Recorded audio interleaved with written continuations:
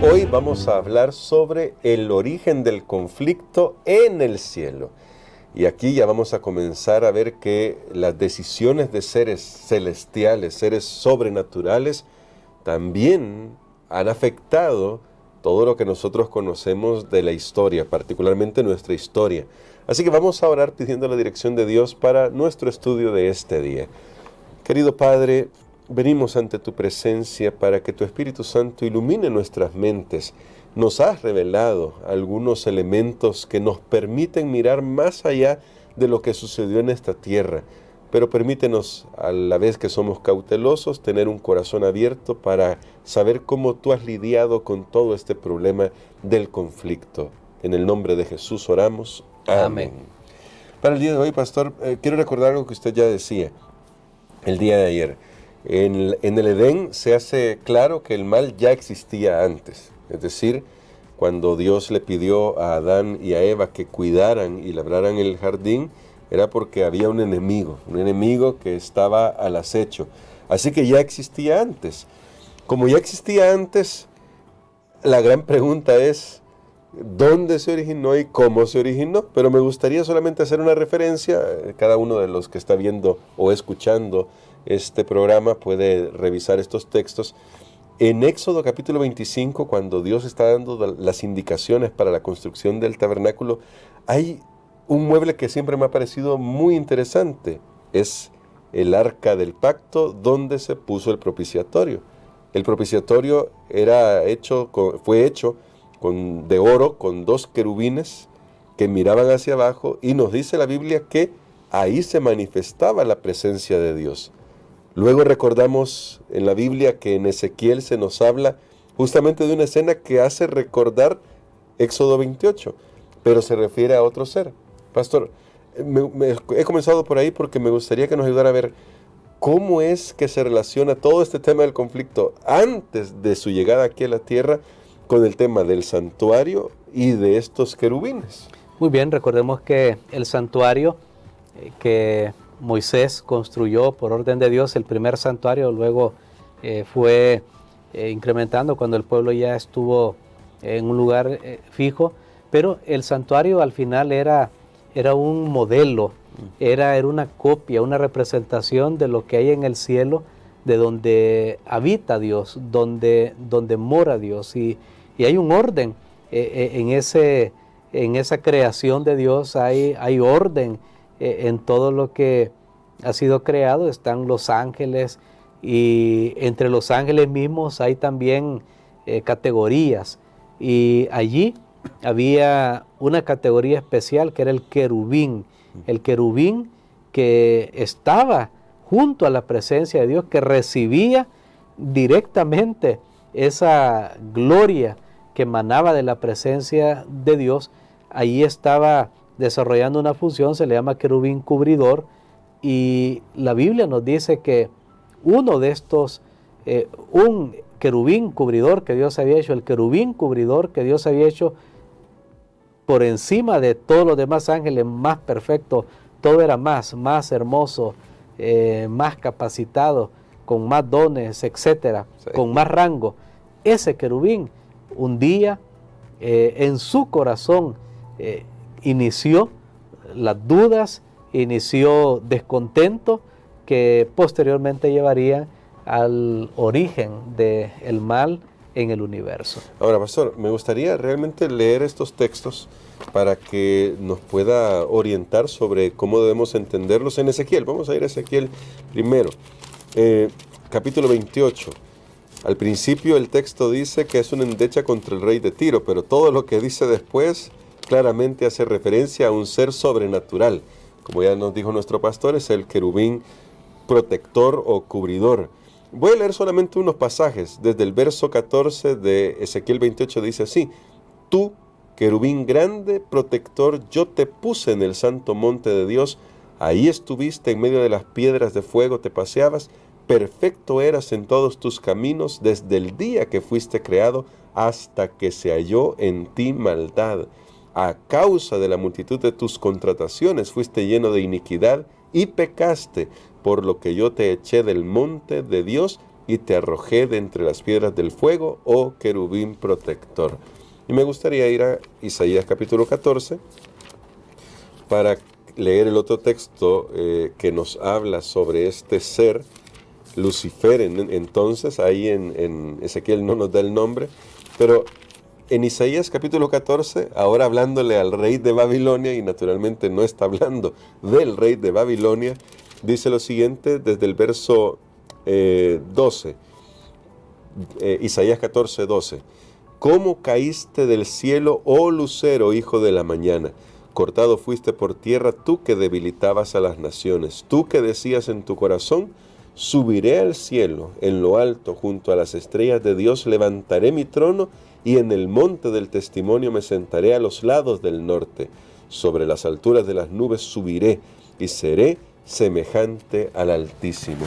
Como estos dos pasajes nos revelan quién es este ser y cómo se originó el mal en el mundo, en el universo, perdón. Correcto. Bueno, nuevamente aquí tenemos una descripción que nosotros creemos al hacer una teología, como el autor de la lección lo ha dicho en otro de sus libros, una teología canónica, basado en lo que dice la palabra de Dios y no tratar de interpretarlo a través de la filosofía. Creemos que estos relatos, y usted lo mencionó muy bien, están hablando más allá de la figura de un ser humano, están hablando más allá del tiempo del profeta Isaías y Ezequiel, están hablando incluso un periodo anterior, pero no en la tierra, sino en el cielo, donde este ser magnífico de luz, de ahí la palabra la Vulgata latina es la que tradujo Lucifer, ese término hebreo que designaba a este ser porque era un ser de luz. Bueno, en latín venía de ahí como el fósforo, no solo, bueno, para nosotros en español, pero todo esto daba a representar que era un ser magnífico porque estaba junto a la presencia de Dios, la gloria de Dios brillaba en él, pero un día pasó algo en su corazón. Un día dijo, ¿por qué yo no puedo ser, en vez de ser el que cubre, por qué no puedo ser el que me cubren? ¿Por qué no puedo ser yo Dios? Es más, ¿por qué no puedo ser superior a Dios? Y allí surgió en su corazón el enaltecimiento. Me llama la atención que cuando vamos al Nuevo Testamento, el apóstol Pablo, hablando de la característica de los ancianos, él dice, no un neófito, o sea, alguien reciente, nuevo en la iglesia, para que no se envanezca y caiga en la condenación del diablo. Entonces, para Pablo, la condenación del diablo fue eso, fue el envanecimiento. Pablo y el Espíritu Santo, que fue el que inspiró las Escrituras. Entonces, en este ser surgió ese deseo de ser superior. No estuvo contento de estar en donde estaba, de ser lo que era. Él aspiró a más y entonces no le importó usar cualquier estratagema, cualquier estrategia, y sin darse cuenta, él estaba creando una nueva manera de existir en el universo que Dios no había creado. De hecho, eso es lo que dice Ezequiel, a causa de la multitud de tus contrataciones, como cuando alguien va y negocia, está haciendo un trato comercial y hay gente que tiene ese don para la venta, y llegan y se le acercan a uno, mire, ¿usted le parece esto? Y tal vez uno ni estaba pensando en comprar algo, pero ellos tienen ese don. Entonces, Lucifer comenzó a ir por ahí, por allá, y acercarse a los otros ángeles. Él ya tenía cierta, por supuesto, reputación, estaba cerca de la presencia de Dios. Claro. Comenzó a confundir a muchos, algunos tal vez se alarmaron y fueron a preguntar a Dios, mire, ¿qué está pasando? Y por supuesto Dios sabía lo que él estaba haciendo, pero ahí en todo esto, todo este asunto, surgió el mal. Y sabe que es bien interesante los conceptos, cómo alguien puede sembrar una duda y se pone a discutir de algo que ni siquiera tenía que discutirse, sino de entrada tenía que resolverse, pero se pone esa duda, ¿verdad? Y de esa manera se está discutiendo ya de un punto que nunca mereció nuestra discusión. Y hoy lo vemos en la sociedad, sí, en muchos temas que que no voy a mencionar aquí específicamente, pero que ya están en el aire, está en la mente, bueno, ¿y esto cómo es? ¿Y por qué existe esto? Etcétera. Pero eso fue lo que Lucifer hizo en el cielo.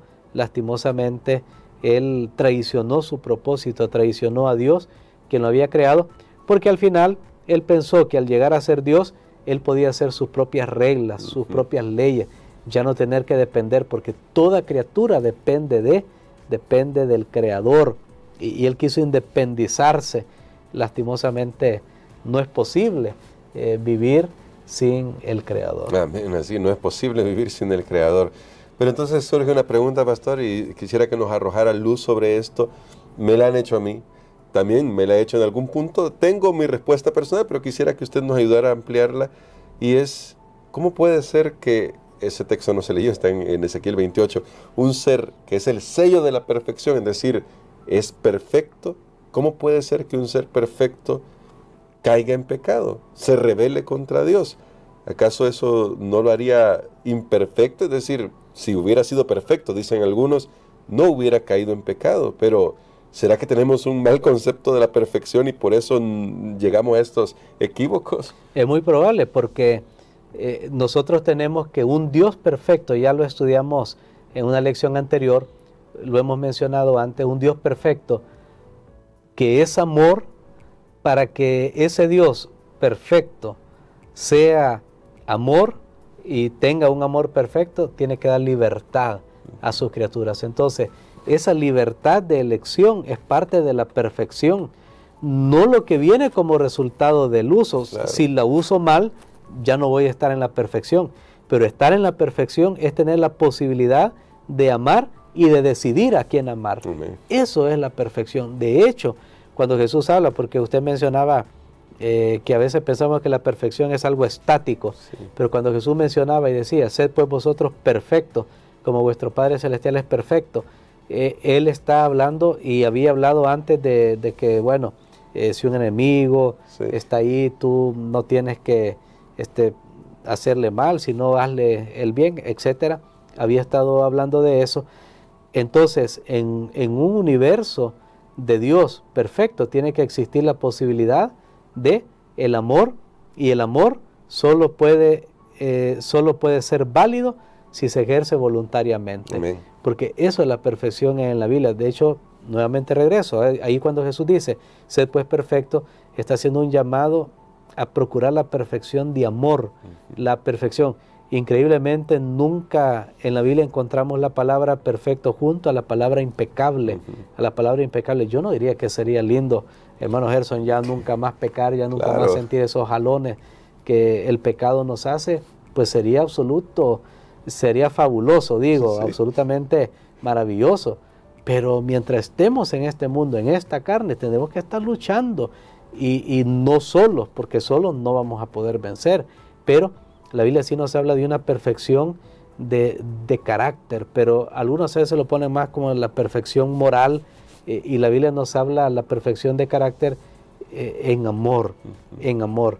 Por eso es que Lucifer, que sí fue creado un ser perfecto, tenía la capacidad de elegir, y eso era parte de su perfección. Más bien, si no hubiera tenido la capacidad de elección, el libre albedrío, como se conoce, no hubiera sido perfecto. Qué interesante esto, ¿no? Para que lo tengamos en mente y para que veamos que hay muchas implicaciones.